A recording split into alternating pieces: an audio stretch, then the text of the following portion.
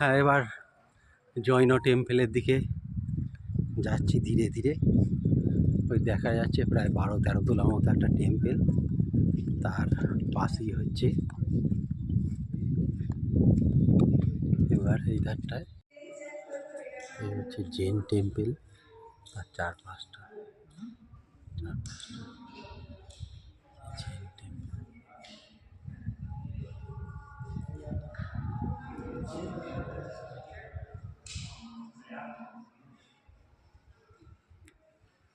মহাবীর বসে আছেন ধ্যানস্থ হয়ে।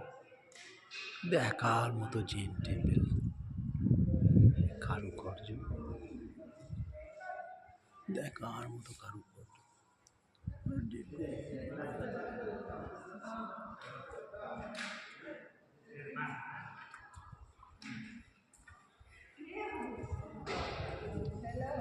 হ্যাঁ, চলো।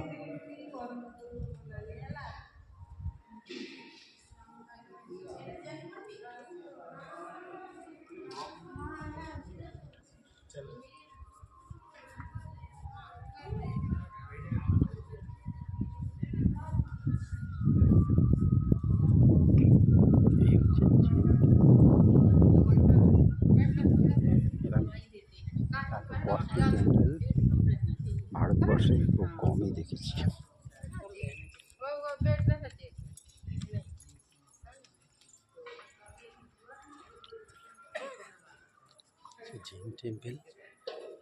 জৈন টেম্পলের ফ্রন্ট পার্টটা ক্যামেরায় দেখাতে পারছি না, মানে how magnificent,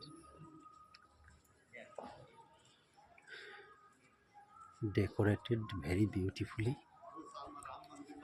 outstanding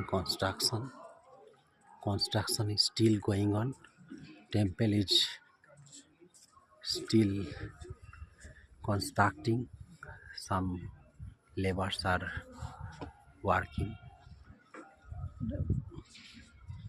I cannot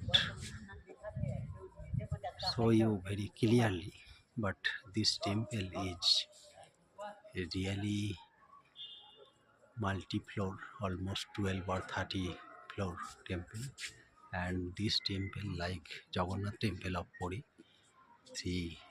divided into three parts. First parts, front parts, second part, and third part. These are some total of Jaina temple.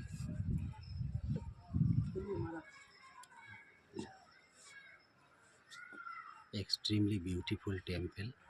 First time I entered into it. এবার এই শ্রীযন্ত্র মন্দিরের দিকটা একটু দেখতে এলাম। এই মন্দিরটা দেখতে খুবই ভালো, কিন্তু হলে কি হবে, ভেতরে ঢুকতে দেবে কি কে জানে। ওই বাইরে থেকে যতটুকু যা হয় দেখার মতো। এটা একটা প্রাচীনত্বের নিদর্শন বহন করছে। সামনে একটা লাল মাটি মিশ্রিত মাঠ, এবং দেখা যাক, বাইরে থেকেই হয়তো দেবদেবী দর্শন হয়ে যাচ্ছে বলে ভেতরে আর যেতে দিচ্ছে না। চারপাশের পরিবেশটাও একটুখানি দেখিয়ে দিই। এই হচ্ছে কিছু গাড়িও এসেছে, কয়েকটা পেয়ারা গাছ দেখতে পাচ্ছি, কিন্তু কোনো পেয়ারা ফল নেই। সামনে আবার বাঁকুড়া মাটি, পাথুরে মাটি। এই হচ্ছে মন্দির।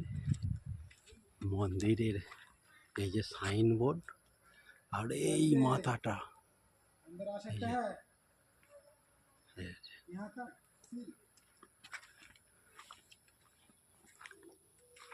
মন্দির পরিসরকার দেবদেবী কিছুটা হলেও দেখা যাচ্ছে।